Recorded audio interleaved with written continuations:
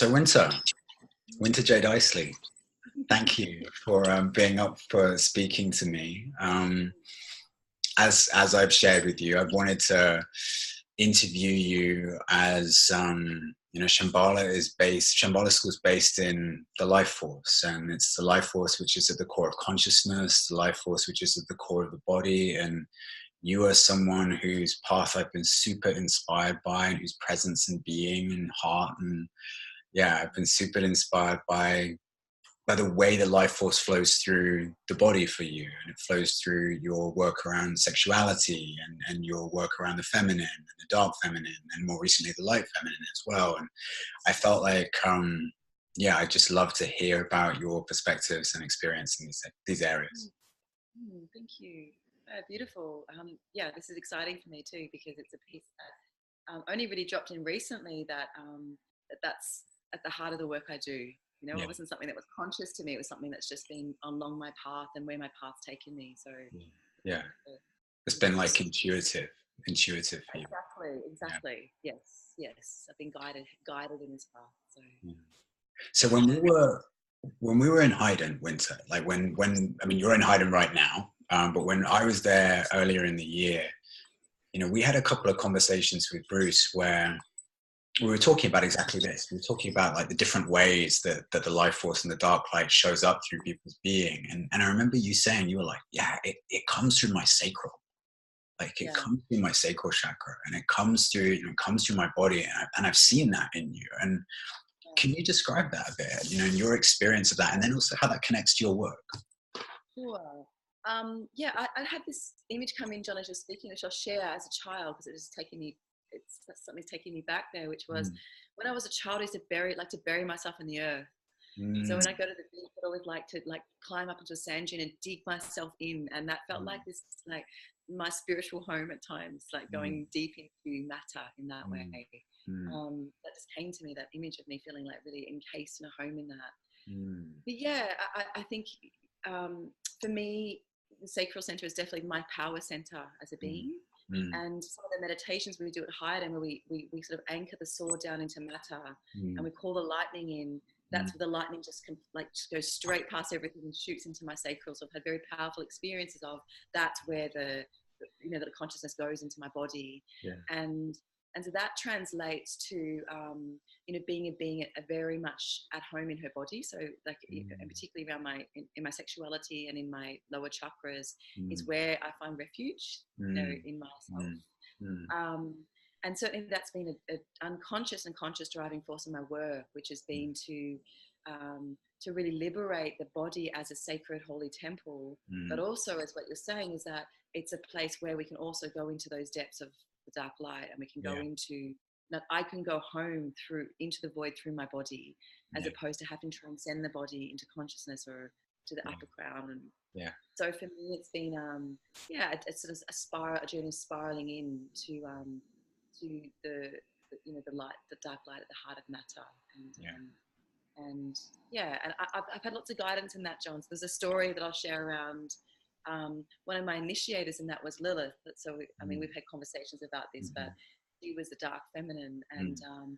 and I was actually at a Vipassana retreat when I first met her. So I'd done Mm. 10 days of sort of like mindful meditation, and on the last day she entered my body through my face.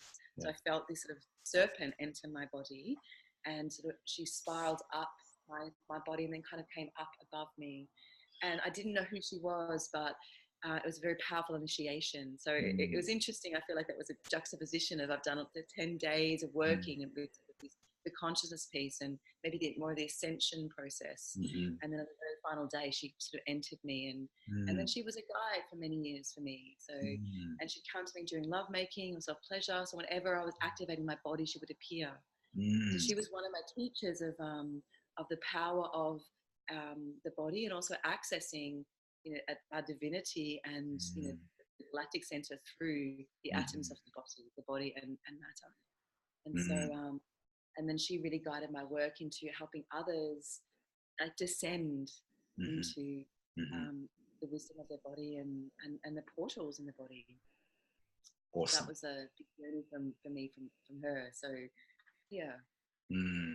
Yeah, this is super rich. This is awesome, Winter. Thank you. And it, yeah, it speaks to, that there are different paths that souls take, and some souls take the path through the body, and some souls take the path through consciousness, and they can both be so rich. And so can you describe a bit more about Lilith? Because Lilith has been a key kind of influence in your work. Can you, for people who aren't familiar with the story of Lilith, or can you Yeah, describe? absolutely. Yeah, so Lilith was the first wife of Adam in the Mm, biblical tale of Adam and Eve, and the mythology goes that she, in lovemaking, refused to lie beneath him.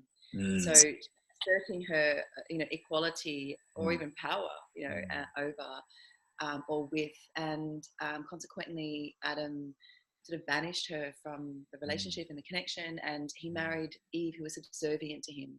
mm, And so, what happened to Lilith in the mythology was that she was then demonized into the serpent, mm, who tempted Adam and Eve with the apple out of Eden and mhm, cast out humanity mhm, into the realms of matter in a way, because mm, that's where Earth is. It's cast out of heaven or out of the, the ethereal realms into matter. And mm, so she was demonized, and as a symbol, she's still quite demonized. And when she's come through me, I felt that rage in her of mm, the oppression of matter, mm, of how consciousness, and this is something that's in all of us, how mm. our mind controls our body, Yeah. and how, as a collective race, we're controlling the earth. So and that's the heart of the mythology, that it was actually the sin of matter in a way, or the Yeah. sin of the sexuality of the power of the body, that actually cast us out.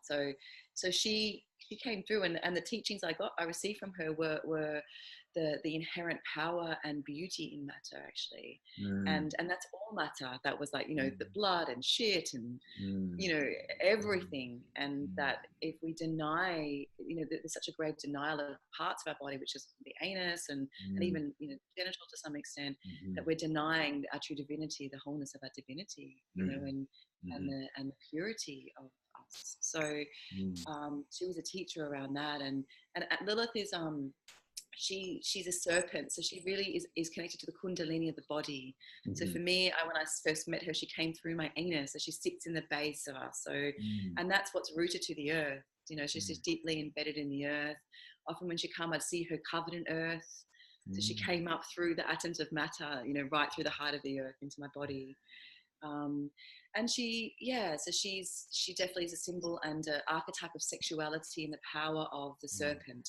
mm, In a lot of tales and mythologies, there is a battle between the serpent and the yeah, consciousness, or the yeah, sword and the stone, and so yeah, she certainly has polarized, that and mastered that end of the great divide yeah, between spirit and matter. yeah. Um, she was a powerful sexual initiator for me too. So she came through lots of times, and brought some deep experiences during self pleasure or love making for me. Mm, That was her initiation for me, and she opened many doors through my sexuality. Mm. it's wild. Yeah, it was. It was really wild, and Yeah, so unexpected. But yeah, yeah, it was. Yeah, yeah. But from her and from that experience, it's allowed me to transmit that now. yeah, So yeah. because I feel like with Lilith, like she's and maybe with the feminine particularly, it's a transmission, it's a vibration, as opposed to the consciousness of like communication and penetration. It's like it's a vibration of her. So I Mm, feel like that's the greatest medicine, where she's allowed me to vibrate that dark feminine energy through mm, my body, mhm, as opposed to having to necessarily bring it to consciousness and sort of unpack it. Or so that's what the medicine of working with matter is. It's vibratory. And so mm, even now, sometimes I find it hard to put my experiences into words, yeah, because it's such a visceral, yeah, beyond mind experience. yeah. Mm. Beautiful. Mm. And I mean, all of those that you just described, those are all, incredibly potent archetypal symbols of the life force as it Yeah, expresses through the body, as it expresses through yeah, matter. As it that's points. right. So Yeah. how did that look in your life? Because that's a Mm. wild, deep, profound initiatory process that you're It describing. So was. what did your life look like before that, and what did it look like after? um, what happened? I think. I think I've always held a little bit of that frequency, so there was always there, but she just took the lid off, you know. So, and what that looked like post that those experiences was, I mean, I processed lots of rage and lots of like the raw emotions that come through the body. So I had lots of rage, lots of passion, lots of arousal, lots of like going deep into my animal too, lots of sort of erotic urges. And so I think that she turned up the dial in my my emotional body, my erotic body, in a way, and my body itself in a way that I was able to kind of loosen up a bit. She loosened me up, and the quality of Lilith is like you can't box that energy. You can't, you know, you can't package it up or compartmentalize it or contain it. It's the energy that doesn't, where the mind is not engaged. And in the mind can just be watching and going like, what are you doing there? What's happening? It's the energy of the wildfire and untamed. And so I think that I always had elements of that, but when she came in, it just turned up that dial. So I found myself going through lots of processes where my body would move by itself, you know, my energy would start to activate. It was just an awakening of my body in a way where the mind wasn't part of it. And at times it felt quite overwhelming too, you know, and a bit like what like, you know, my mental body trying to sort of have some control, but it was what it was this something else and in me controlling, you know, and that's matter. That was, and my erotic energy. And so on the outside, it just looked like something just burst out of me, you know, and yeah. And I remember just feeling like I couldn't, my urges, wasn't able to contain my urges, you know. It was, yeah, if I wanted to just go and urinate over on that grass, I had to, you know. It was just like this, whatever needed to move through me, I couldn't contain it anymore. So it was a period of just like unleashing, the power of my body and my sexuality. Awesome. Yeah. It's really hard to sort of frame it into words because it was such I feel it. Yeah. Yeah. And it's interesting enough, I held a workshop yesterday here where I took a group of people through the dark feminine, through Lilith, and it was a room full of wildness. It was a room full of, you know, bodies moving without the mind telling them how to move, you know, and Eros moving in a way that wasn't, you know, restricted or controlled or directed. And it was just, the room was pulsating with life, you know, pulsating with energy, beautiful, powerful energy. And so that's what happened to me on a personal level as well. Yeah, I remember when I was at Haydn, you ran a day that was on the way that Lilith expresses through the four lower chakras from the heart down. And I remember, you know, witnessing some of that process, and it was wild. It was powerful, wild, live. Yes, exactly. And to me, I see it as in, you know, when you're ascending and you're going into deep meditative states, there's like there's expansiveness, and it's the same quality of energy in a way, where it's just this expanded, uncontained, like what life force opening and moving, you know, and this awareness just opening, and the mind letting go. And it's the same in the body. It's just a denser vibration. So to me, it's this expanded state, and awareness opens, but it's just denser. So it's a very different quality when you're actually activating and working with the lower chakras as opposed to going up. But there's a frequency which is the same. Yeah, it's interesting for me because, like, I mean, as we've discussed before, you know, we've kind of embodied a polarity in our. You know, I definitely went the consciousness path, and you went the body path, and as you're speaking, I feel that same energy. You know, as you're speaking, I feel it's the energy my heart and my soul have opened. You know, thunders through my being. It takes over and it moves me. You know, a wildness to it, and a liveness to it, no mind to it, an intelligence and power to it that is all of its own. And I feel that in what you're saying and the way that you describe the body. Yes, it's a sense of complete freedom. Yeah. it's freedom. And so for me, it's like my experience is that, both paths are really essential. So I'm currently kind of going up in my journey at the moment. Like I'm going into practices of meditation, and I'm really bringing my awareness and my energy moving in, and I'm trying to lift it from my sacral. It's so like, it's so anchored there. So I'm in the process, and even during lovemaking, moving it up. But I feel like both are essential, and I find part of our soul's journey is to access both. And I feel I've had this vision once, when you, and you'll know this anyway, but when you go up and down, you actually, they end up in the same place. So when I've gone down through my anus down into matter, I've gone to the galactic center.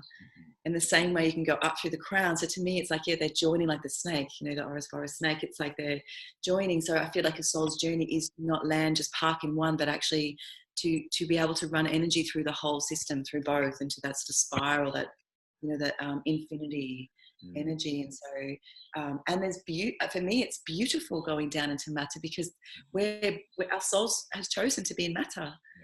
We're embodied beings. So for me, like, I want to be deep in this vehicle that my soul chose, and to penetrate it. And but we certainly have been in a paradigm of actually ascending and seeing matter as the enemy in a way, and our sexuality and our body functions and some parts of us as being something that we don't dive into. And part of the work that actually Bruce and I are doing actually is Sanctify, which is a workshop going into the anal mysteries, which is the heart of matter, like going down into the singularity, which is the same singularity, the crown, but in matter, and anchoring the soul into that place, and then it goes down into the void. So I was very identified with Lilith for some time, and that because my sacral center is my authority with matter, and now I'm learning myself. My journey is taking me actually out now, and to start to journey up to the upper realms and the ascension path more. Yeah. I was going to ask you about Sanctify, because there was a piece that I think Bruce wrote, which I loved, where he was talking about, in the higher chakras, at a certain point where one moves beyond the dualism of consciousness into the singularity of the life principle. And it's the same in the lower chakras. The sacral layer, there's the poles of sexuality, the poles of sexual energy that actually you move through and into the singularity. Yes. Yes. So you guys ran an event that was exploring this. I think it was in Australia, right? It was in Melbourne months ago. Yeah. How was that? Like, it was so beautiful. Yeah. It was a 5-day retreat, and it was so beautiful. And the people coming, there was lots of nervousness, and even leading up, because it's anal work. It's it's like the next frontier. But actually, it was a very gentle dive into landing the soul into matter. Yeah. It was a very gentle dive, and actually, it was really recreating and re-establishing the sacredness of our base, and bringing and as a point of connection to the earth, but also another point of singularity, as you're talking about. And it was very tender. It was a really tender journey, and lots of the process that we took people through were actually going back into times where their soul didn't feel safe in matter, so not just in their bodies but on the earth, times of their childhood, and we were recreating that, rewiring that, and then getting and helping them kind of really bring that sense of safety and landing back into the body, because unless we're fully anchored in the body, then we can't really be here, and we can't be on purpose, and we can't be accessing the full power of our soul and our monad and the energy that wants to actually pour into our body. And so it was a journey of actually expanding into the body more, and the anus being a portal to that as well. And it was beautiful, a very tender journey. And I mean, my own experiences in going into the base it's mystical. It's the back door to God. Like, it's another pathway that's been untapped and really undiscovered. And that spiritual traditions there's nothing about this. We looked to find readings, or there's very little about the portal of the anus. So it was a discovery of that that we took people through, and it was beautiful. Yeah, something Mm. present for me as I was hearing about the work is that, I mean, ultimately that is the fruition point. That's what it's ultimately about, whatever path anyone takes, because God Yes. is very serious about wanting to be fully here in the majesty and Yes. beauty of what we are, and build a culture of love and power based on that. Then what that Yes. requires is for the souls that we are to be grounded in our base centers, Yes. and that requires Yes. a fundamental sense of it's safe to be here. Exactly. Totally. In my own Yeah. experience, I've felt, as much as I've had hugely transformational experiences on the ascent path, the Mm. goddess awakening, it's like the Mm. most radical in a certain way, because Yep. the safety of matter, the inherent safety Mm. of matter, Mm. is like, for those of us, for all of us, who life on this planet can be such a testing, scary, and vulnerable and painful thing in certain ways, to be able to recognize that there's a force, intelligence, and presence of Yeah. pervading matter, but essentially matter Yeah. is always safe. That is radical. Yes. That's huge. Yes. Yes. And also there's, and I know Bruce spoke about this when he landed Haydn here, and he anchored the stones into the earth, that each stone had actually an angel attached to it. So there was this a diva, is it Yeah, diva? Like, yeah, associated with the stone. And then they actually went down into the matter with the stone. And I feel like inherent in matter is divinity, yeah, whether, and so we don't have to escape matter to find that. yeah, And there's guides and support and divas and angels. And for me, it's like when you go in pierce matter, it's the same divinity that we look up for. So we're looking to the heavens, or going to our crown, to order to find that sense of connection to source, to spirit. And likewise it is in matter. And I love that the way you describe that is it's more radical. It is, because the journey of the goddess is more, it's a denser, more visceral, deeply felt experience. So I love the way that you describe that. I mean, Yeah, and I want to ask John, even to you, that when you described your experience with the goddess in Berlin, yeah. like that, I love that. What was that for you? That experience of finding the goddess in Berlin? It's like it moves me. It really moves me to even talk about it. And I've tried to talk about it before, because I know there's some of my friends here in Berlin. They have their moments where they're like, I don't know if I should live here. I don't know if I can really find my place here and stuff. And if I am given the opportunity, I'm kind of like, to speak about my experience of the goddess who pervades this place. Mm, Um, it kind of mm, difficult for me to describe it. I know her here.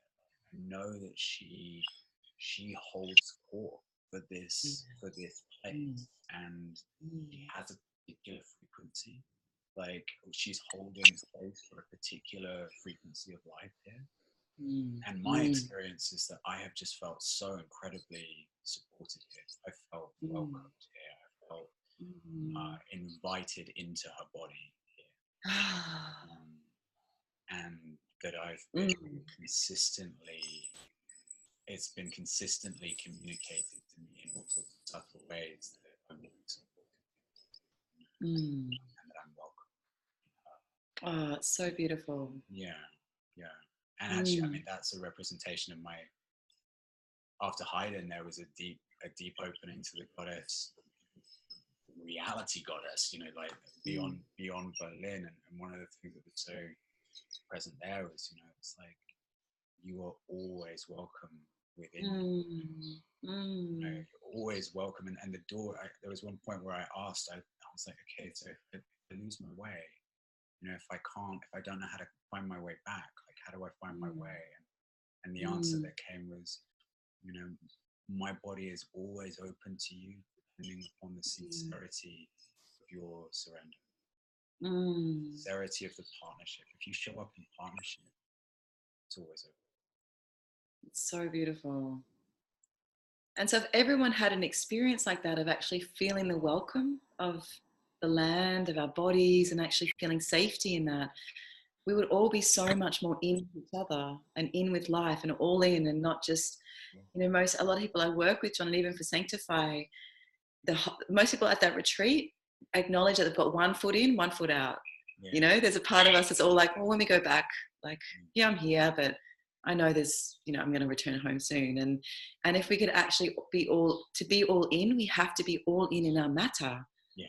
We have to be in our bodies and actually embrace the power of our sexuality and our, you know, and be all in on this earth. And so I feel like that's where we're going, actually. As a, you know, as a collective consciousness and as a civilization, is like we're descending now. It's time to descend, and the goddess welcomes you when you do. Yeah. Like, how beautiful. Yeah. Yeah. And it's you know, most people embark upon a spiritual path. Like a friend of mine says, you know, everyone's first teacher is suffering. Like, you know, most people embark on a spiritual path because they find it really fucking hard to be. So you know, to then come to a realization that actually the inherent essential nature of matter is the divine presence of the goddess breathing and vibrating in delight through all of it, and it is inherently safe. It changes everything. Yes. And then our soul feels truly safe to show up to. Yeah. You know, then our soul can truly land and shine through matter and penetrate through our bodies and penetrate out, and that's when we're fully on purpose. So for me, that's so linked to purpose, and that we have to fully anchor in and use this vessel and vehicle with love. And because otherwise purpose, something I've seen in that, having done a lot of purpose work, is that until purpose is operating, until purpose gets the goddess, it's kind of like it's not realizing the container we're in. It's not realizing it's already operating. And home is here. Yeah. You know, and this is home is it's inside every single atom in our body, which makes us up. That's home. So your work is also focused on the temples and the role of priestesses and the feminine way and so on. Could you say a bit about that?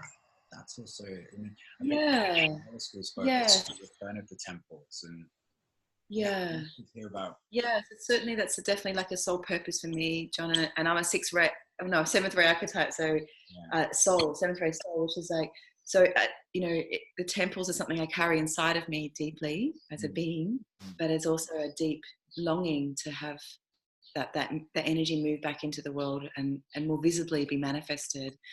But the work I'm currently doing is actually, so once I've met Lilith, was a dark goddess, I actually had beautiful encounters with Magdalene, who's the light feminine. And so some of my work at the moment is actually going into priestess training, Magdalene priestess training, which is anchored in the heart. So actually as women, and at the moment it's just with women, but that's going to move into the feminine in all. That's where I'm shifting out of gender.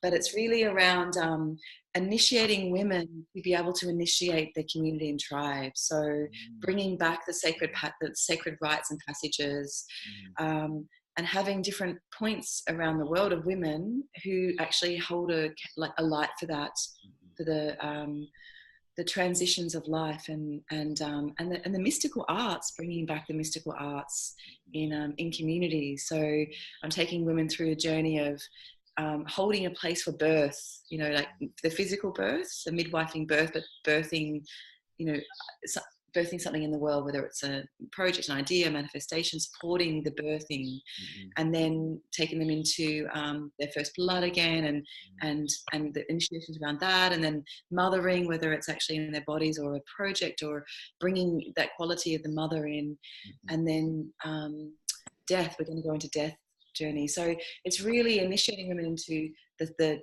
bringing ritual and sacredness around these processes that we all go through on the outer and the inner, and having them feeling confident to actually create those temple spaces in their own lives and then with their own communities. And so it's sort of like, that's how I see it, as like starting to bring this knowledge to women, and then them taking it out and sharing it, and holding their own circles or spaces, or creating their own temples or rituals with young girls who are bleeding, or teaching around divination and actually just channeling, scrying into waters, and so that's what the premise of it is actually initiating some of these sacred rites again, and working with cycles of the moon and the Sabbats, and the sort of the lost arts of priestess. Yeah, and that will also include sexuality. So a big piece of this is around how they can hold spaces for sexuality to be a tool of healing. Yeah. Yeah, and so because it's a Magdalene, she's the sort of the guide in this. It's all led from the Sacred Heart. So it's how, as women, we can activate our positive pole, which is our breast and our heart, and lead as priestesses through that space, through the world. Yeah, yeah, that's so yeah, powerful. yeah.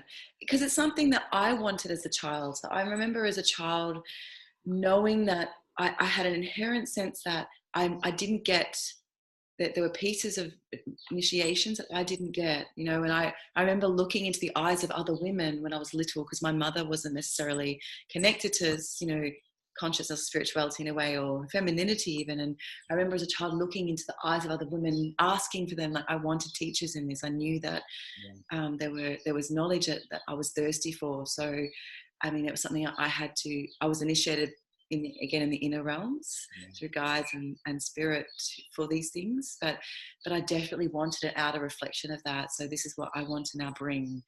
So and create a culture of it. Actually, that's my intention. Not just like, oh, I give you that and or we go through this experience and you just keep it. I want that to be flowing through the world, so that it's just a movement of ritual and magic that's sent out.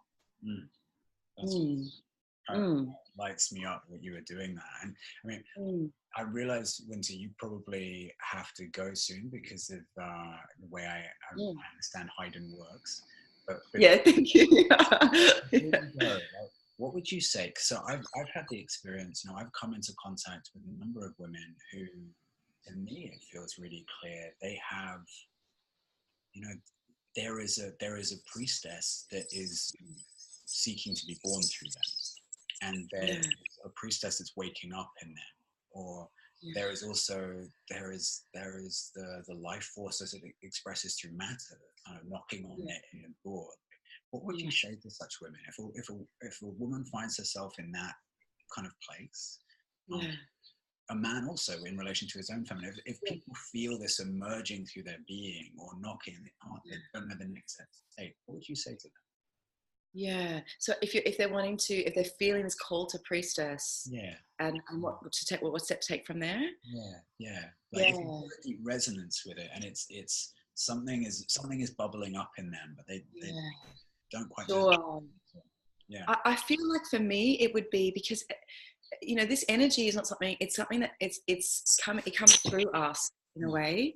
So it's not something you read in a book. Like I feel like you can read it you could open a book and get some tips and ritual techniques, but it's not that. It's a vibration, and it's really the temples wanting to move through each being as an expression and then to be expressed. So if women are feeling that vibration call, then I would really turn to themselves and actually trust what wants to move through them. And I think really the key to that is actually getting the mind out of the way. So, in priestess is actually a channel for the divine life force to move through, for the temples to move through. And what does get in the way is our mental body trying to understand and control.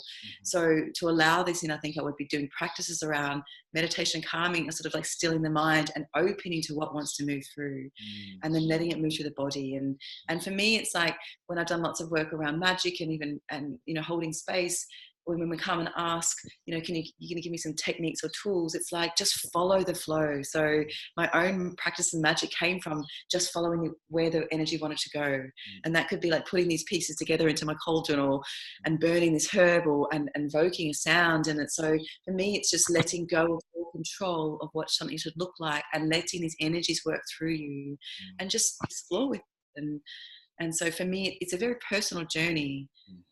like each priest and priestess has their own experience, but that's what I'd be doing, is just making space in your life for this to move you, and just to be curious around where it wants to go, you know, and certainly, you know, coming and joining circles with me or other women who are holding this space could be an activation, but ultimately it's an inner journey. It's an individual personal experience of tuning into what wants to move through you. I hope that makes sense. That's perfect. Yeah. Yeah, I suppose what I want to say, there's no tools or techniques. It's opening to this frequency. Yeah, and letting it guide you, letting it emerge from totally. Yes, totally. Yeah, finding your magic. Yeah. So if people want to connect more to your work, so you and Bruce are actually going to run another Sanctify event in Israel. Yes, in May next year. Then, yes. If people want to connect to your work more, they can look at sexwitch.co.au. Yes. Is that right? Perfect. Exactly. Yeah. So that's my website, and everything's on there. Yeah. Yeah. Winter, this has been a real privilege for me. It makes me super happy that you are in the world doing what you do. It inspires me, and I feel super glad that we have the connection with you. Thank you so much for taking this time. Thanks so much, John. And like, I also want to just honour you and the work you're doing at Shambhala School. So yeah, I'm so grateful you're doing your work in the world. It's deeply inspiring as well. So yeah, much love. Much love to you too. Thank you.